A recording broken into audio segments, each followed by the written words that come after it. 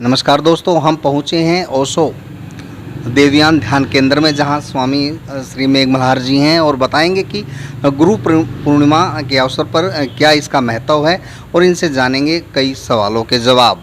स्वामी जी नमस्कार।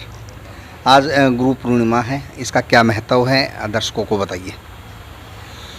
आपके दर्शकों को मेरा प्रणाम और गुरु पूर्णिमा की हार्दिक शुभकामनाएं देता हूं मैं समस्त भारतवासियों को। गुरु शब्द ही भारत से पैदा हुआ है, तो गुरु को चांद के रूप में माना गया है, सूर्य के रूप में नहीं माना गया। उसका बहुत बड़ा कारण है, वो कभी डिटेल से बात की जाए तो अच्छा है, लेकिन अगर हम संक्षेप में छोटी मोटी बातें करें तो फुल मून यानी कि पूर्णिमा वो गुरु का प्रतीक मानी गई है कि एक अंधकार में प्रकाश का फैल जाना, और वो प्रकाश का फैल जाना और उसके प्रति कृतज्ञता, जिसने प्रकाश को देखा, प्रकाशमय हुआ, या कहें कि एक एनलाइटनमेंट जिस व्यक्ति की उपलब्धि हुई, वो एक कृतज्ञता जो गुरु के प्रति हुई, और उस कृतज्ञता का उत्सव मनाना वो गुरु पूर्णिमा है। स्वामी जी का कहना है कि समर्पण बेहद ज़रूरी है, और जो गुरु के चरणों में, श्री चरणों में समर्पण कर देता है और अपनी कृतज्ञता को जता देता है, वही पार पा सकता है। स्वामी जी, गुरु अंधेरे से प्रकाश में लाना, ऐसा हमने सुना है, ये गुरु का कार्य है, क्या कुछ कहना? बिल्कुल। देखिए, अगर हम भारत की उपनिषदों की अगर बात करें तो उसमें जैसे एक प्रार्थना शिष्य करे या फिर कोई भी भगत या ध्यानी योगी करे, तो उसमें कहते हैं कि अस्तो मा सदगमे, कि मुझे असत्य से सत्य की तरफ ले चलें। तमसोर मा ज्योतिर्गमे, मुझे अंधेरे से प्रकाश की तरफ ले चलें। मृत्योर मा अमृत गमई, मुझे मृत्यु से अमृत की तरफ अर्थात मोक्ष की तरफ ले चलें। तो आप जो अंधकार जो जीवन में देखते हैं, अंधकार है क्या, उसके बारे में अगर समझें, अंधकार हमारा एक मिथ्या जीवन, समझे कि एक लाई लाइफ, एक झूठी जिंदगी जो एक बहुत सारे आडंबरों से भरी हुई है। और शायद कभी हम समाज में इस बात को समझ ही नहीं पाते कि हम कोई झूठी ज़िंदगी जी रहे हैं। अगर कोई अवेयर व्यक्ति, या जिसको कहें कि हम एक जागरूक पुरुष या सत्पुरुष, या आप लोग अपनी भाषा में हम संत कह सकते हैं, या भारत के ऋषि मनीषी, अगर कोई ऐसा व्यक्ति ना होता जो हमें बताता कि ये अंधेरा है जिसमें तुम जी रहे हो, और वो व्यक्ति प्रकाश को देख के आया, प्रकाशमय हुआ है, तो प्रकाश में जो हुए और प्रकाश में होकर जो हमारे बीच आए, जो कि हम अंधेरे में थे। आपने बताया कि गु का मतलब अंधेरा, हाँ अंधेरा। अब उस अंधेरे में प्रकाश की एक किरण, प्रकाश की एक ज्योति, अब उसको जो गुरु शब्द हमारे भारत ने दिया, और इतना प्यारा शब्द मेरे हिसाब से कहीं भी नहीं है पूरी दुनिया में। और पिछले अगर हम संस्कृति में समझें तो भारत पूरे विश्व का गुरु रहा है, और अब भी कदम बढ़ा रहा है कि वो अपनी वही पुनः स्मृति को दोहराएगा और फिर से भारत विश्व गुरु बनेगा। तो गुरु महिमा के बारे में जैसे संत कबीर बोलते हैं या अन्य संत भी बोलते हैं कि सब धरती कागद करूं, लेखनी सब बन राय, सात समुद मसी करूं, पर गुरु गुण लिखा न जाए। तो गुरु गुण लिखा नहीं जा सकता, उसको देखा नहीं जा सकता, उसको अनुभव किया जा सकता है। तो गुरु पूर्णिमा जो लोग गुरु को मानते हैं उनके लिए एक पर्व है, त्योहार है। और हमारे भारत में तो गुरु को मानने वाले गुरु धर्म नहीं बनाया, उन्होंने शिष्य का धर्म बनाया, जैसे सिख धर्म। तो शिष्य की होना बहुत बड़ी बात है। गुरु कोई भी हो सकता है। गुरु बनना आजकल तो एक दुकानदारी हो गया है, लोग बिजनेस करते हैं गुरु के नाम से, कहीं भी कोई फ़ोटो तस्वीर रखी और गुरु बने, लेकिन मौलिक बात शिष्य होना है। इसलिए जो गुरु नानक देव हुए, उन्होंने अपने धर्म का नाम गुरु धर्म नहीं रखा, सिख धर्म, सिख का मतलब शिष्य, कि शिष्य का बहुत बड़ा है हिसाब किताब, कि शिष्य की यात्रा, वो यात्रा एक ऐसी है जिसे आदमी शाब्दिक तौर पे या बौद्धिक सत्र पे नहीं समझ सकता, वो उसकी एक अंदर की घटना है। तो गुरु मिलने बड़े आसान हैं, झूठे गुरु बहुत हैं, सदगुरु मिलने मुश्किल हैं, और सद शिष्य, सच्चे शिष्य मिलने तो बहुत ही आजकल तो तकरीबन असंभव सा है।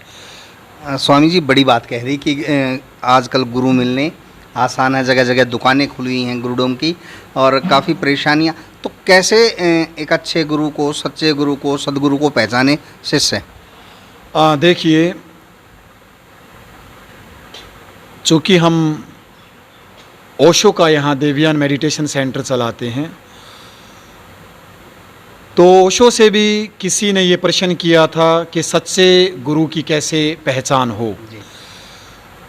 तो उन्होंने जो बताया ओशो ने, और जो मैंने भी अनुभव किया, क्योंकि मैं ओशो से पहले बहुत सारे गुरुओं के पास गया हूँ।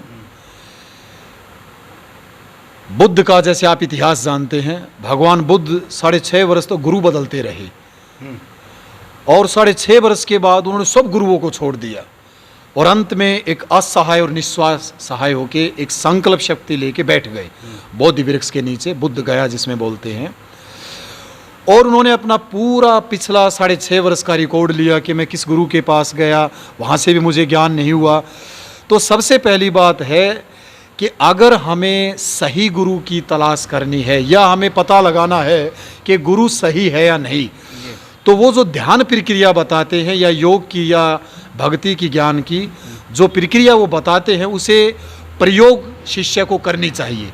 और प्रयोग करने के उपरांत अगर उसके अंदर से काम, क्रोध, लोभ, मोह, भय, और उसका जो ईगो और एक झूठी जो जिंदगी वो जो जी रहा है, कोई सामाजिक उत्तरदायित्व लेकर के, या सोशल स्टेटस लेकर के, या कोई धार्मिक इमेज, अपनी झूठी इमेज बना करके कि मैं कुछ हो गया हूँ, वो अगर सब कुछ मिटे तो समझे कि गुरु मिले जी।